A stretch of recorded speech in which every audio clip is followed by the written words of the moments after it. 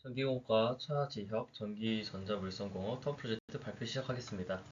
슈퍼사이클이란 원자재 등의 상품 가격이 10년에서 20년 이상 장기간 상승하는 추세를 뜻합니다. 하지만 반도체의 슈퍼사이클은 이와 조금 다릅니다. 이전에 반도체들은 수주를 받아서 제작하는 반면에 메모리 반도체는 제작을 한 후 판매하는 시스템이기에 재고를 파는 형식입니다. 메모리 반도체 중에서도 PC나 스마트폰 등에 사용되는 D램의 가격 상승을 지칭하는 것입니다. 그렇기에 기술의 발전이나 수요가 늘어날수록 공급에 대한 가격이 올라가며 이 현상이 2년에서 5년 정도 유지가 되는 사이클을 메모리 반도체의 슈퍼사이클이라고 합니다. 치킨 게임의 정의는 어느 한쪽이 양보하지 않을 경우 양쪽이 모두 파국으로 치닫게 되는 극단적인 게임 이론입니다. 메모리 반도체에서의 치킨 게임은 이론에서 비슷한 양상을 드러냅니다. 초기의 반도체 시장은 일본이 미국보다 싼 가격을 토대로 앞서 나갔다면 후기에는 한국이 하이엔드의 일본, 자본이 부족한 대만을 대중화 전략으로 앞서 나갔습니다. 또한 기술의 개발과 소재의 발전으로 더 싸고 더 많은 양의 메모리 반도체를 생산해서 가격 경쟁력을 높여 시장을 장악하였습니다. 현재 메모리 반도체의 치킨 게임은 SK 하이닉스, 삼성전자, 마이크론 등의 회사가 앞다투어 경쟁 중입니다. 가격 경쟁으로 수요가 낮음에도 과잉 공급 상태를 유지하는 현 상황이 메모리 반도체의 치킨 게임입니다.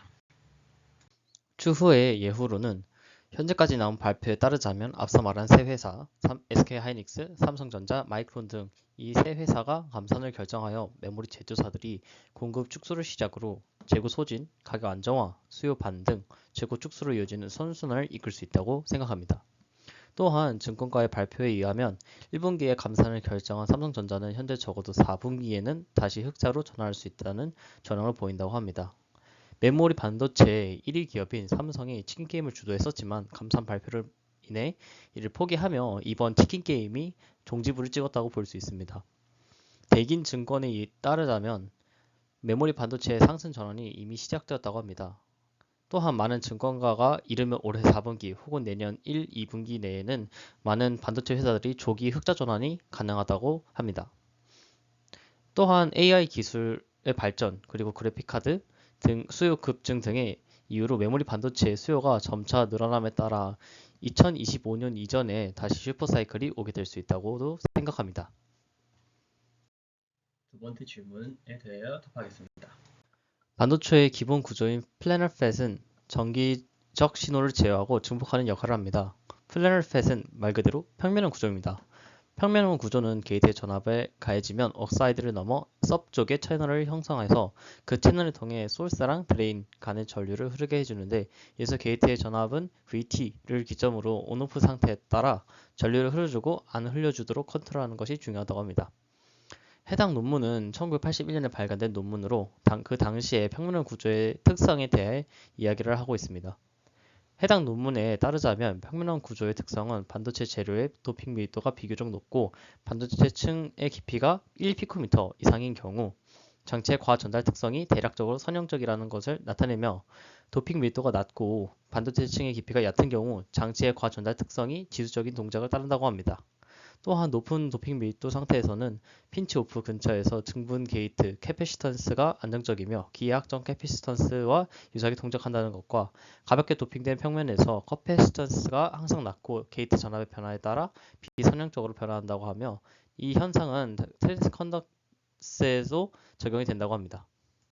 당시의 엔지니어들이 기존의 플래너 팻 대신 핀팻 구조를 새로 개발하는 경위는 반도체 칩의 집중도를 증가시키기 위해선 트랜지스터의 소자의 크기를 줄일 필요가 있었고 여기서 채널 길이인 L 값을 줄여서 집중도를 높이는 미세한 방식이 나노미터 단위에 이르러 공정적으로나 물리적으로나 한계에 이르게 되었습니다.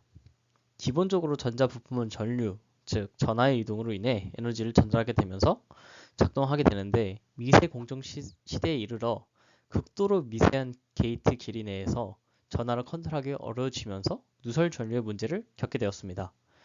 전하가 누설되지 않게 하려면 전원층이 두꺼워지거나 채널 길이가 길어져야 하지만 그러면 소자의 크기가 도로 커져서 미세 공정의 의미가 없어지니 결국엔 물리적인 한계에 부딪힌 것입니다.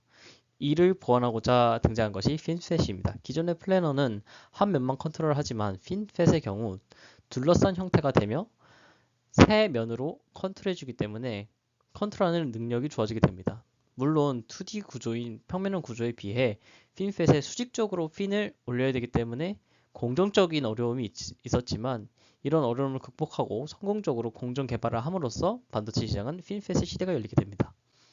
해당 논문은 핀펫의 정의와 특성, 그에 대한 문제점이나 이슈에 대해서 설명한 논문입니다.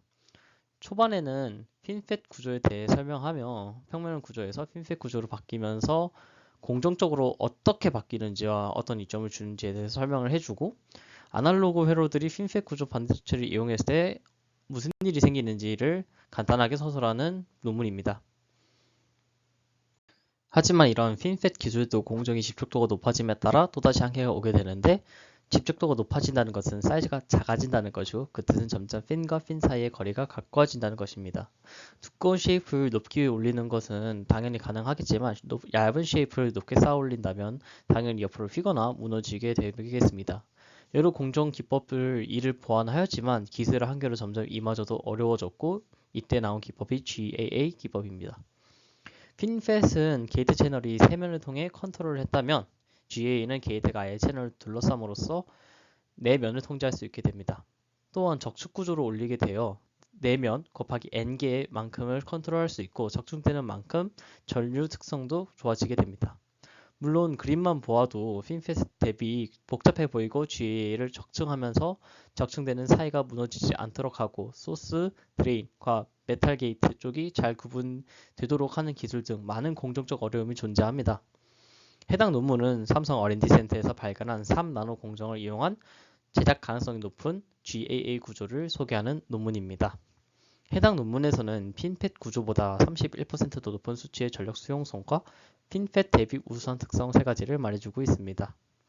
이미 설계에서부터 더 큰 웨프와 가변 NS 폭을 제공하며 또한 이상적인 SS인 65mV per dec에 가깝고 전류에서는 기존 핀펫보다 31%더 높은 전류를 제공한다고 합니다. 핀펫에서는 손쉬운 공정 및 셀 설계, 이동은 핀 공정 및 마스크 세트를 기반으로 한 최적화를 사용하여 입증하였듯이 이번에 소개하는 구조인 MBC팻의 주요 신뢰성 특성은 신뢰성 있는 GAA 공정으로도 확인이 된다고 합니다. 마지막으로 완전 작동하는 고밀도 SRAM 회로를 통해서 3나노미터 기술 노드에선 MBC팻로 양산 가능성이 입증이 되었습니다.